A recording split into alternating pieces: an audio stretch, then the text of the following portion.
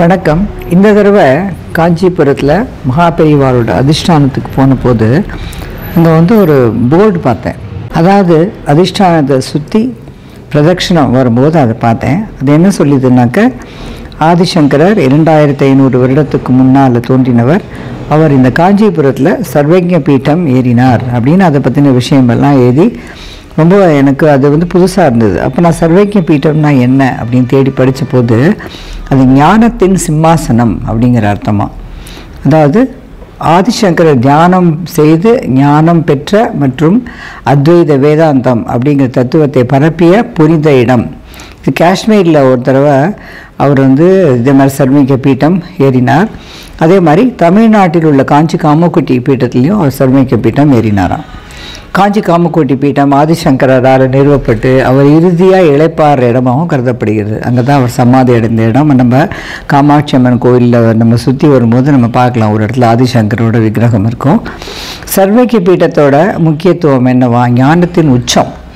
இந்த இடம் தத்துவ அறிவோட உச்சபட்ச இடமாக கருதப்படுகிறது. இந்த இடத்துல தான் தன் தத்துவத்தை நிறுவி மீதி பேர்கிட்டலாம் அவர் விவாதம் புரிந்து அவர்களை தோற்கடித்து அவர்களால் வணங்கப்பட்டு இந்த இடத்துல சர்வஜ்ஞ பீட்டம் ஏறினாராம்.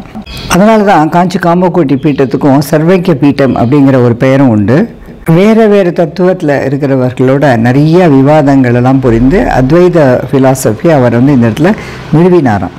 தாமிரபரணி பள்ளத்தாக்கிலிருந்து நிறைய ஸ்காலர்கள் அவருடைய விவாதம் புரிந்து அப்புறம் தன்னுடைய வாதத்தை அவர் அழகாக எடுத்து சொன்னதால், அதாவது பிரம்மமும் நம்மளும் வேறு இல்லை, நான் டியூவல் நேச்சர் அப்படிங்கிற அந்த அத்வைதத்தை அவர்களுக்கு புரியும்படியாக விளக்கினாராம் இந்த இடத்துல ஆதிசங்கரர். ஆதிசங்கரர் சொன்ன வாதங்கள் எல்லாம் அவர்களுக்கு ஏற்கும்படியாக இருந்ததால் அவர்களெல்லாம் அவரை தலைவணங்கி ஏற்றுக்கொண்டார்களாம்.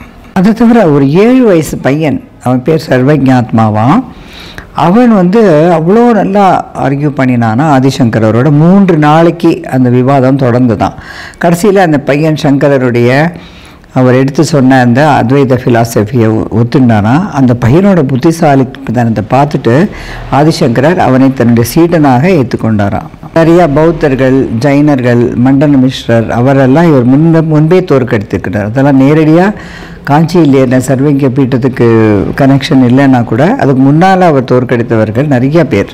இந்த மாதிரி எல்லாரையும் தன்னுடைய விவாத திறமையாலையும் எடுத்து சொல்லி அவர்களை ஏற்றுக்கொள்ளும்படியாக பண்ணினதாலையும் அவருக்கு சர்வஜ்ஞர்னா என்ன, எல்லாம் அறிந்தவர், எல்லா இடத்திலும் நிறைந்து இருப்பவர் அப்படிங்கிற பொருள்படும். நீங்கள் மேலே பார்க்குற இந்த மேப்பில் 2500வது மகா நிர்வான் திவஸ் நவம்பர் 15 அப்படின்னு வருது.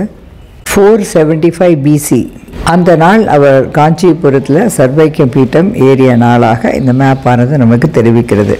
ஸோ இந்த வீடியோவும் நான் பார்த்த அந்த போர்டும் அதுக்கு தொடர்புடையாக இருக்கிறதால நான் உங்களோட ஷேர் பண்ணிட்டேன்.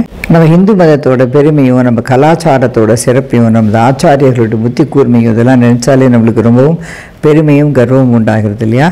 நமது சனாதன தர்மத்தையும் நமது கலாச்சாரத்தையும் அழிவின்றி பாதுகாப்போம்.